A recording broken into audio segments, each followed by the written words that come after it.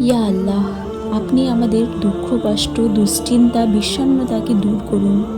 কষ্টে নিপতিত ব্যক্তিদের কষ্ট দূর করুন।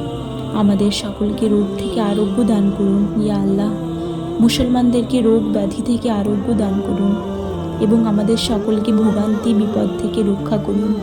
ইয়া আল্লাহ, নিপতিত মুসলমানদের রক্ষা করুন। আমাদের মৃতদের প্রতি রহম করুন এবং মৃত মুসলমানদের প্রতি রহম করুন। ইয়া আল্লাহ, ইয়া আল্লাহ, আপনি সমস্ত মৃত মুসলমানদেরকে ক্ষমা করুন যারা আপনার একত্ববাদ এবং আপনার নবীর রিসালতের সাক্ষ্য দিয়েছে এবং যারা এটার উপরই মৃত্যুবরণ করেছে। ইয়া আল্লাহ, আপনি তাদের ক্ষমা করুন এবং তাদের উপর রহম করুন এবং তাদের সুস্থ করুন এবং তাদের অপরাধ ক্ষমা করুন। ইয়া আল্লাহ, তাদের আতিথেয়তাকে সম্মানিত করুন। ইয়া আল্লাহ, তাদের প্রবেশদ্বার প্রসারিত করুন। তাদের গুনাহগুলোকে বরফ, পানি এবং শিশির দ্বারা ধৌত করে দিন। ইয়া আল্লাহ, আমরা তোমার নিকট তোমার রহমত কামনা করি এবং তাদেরকে গুনাহ থেকে এমনভাবে পবিত্র করে দিন যেমন সাদা কাপড় ময়লা থেকে পরিষ্কার হয়।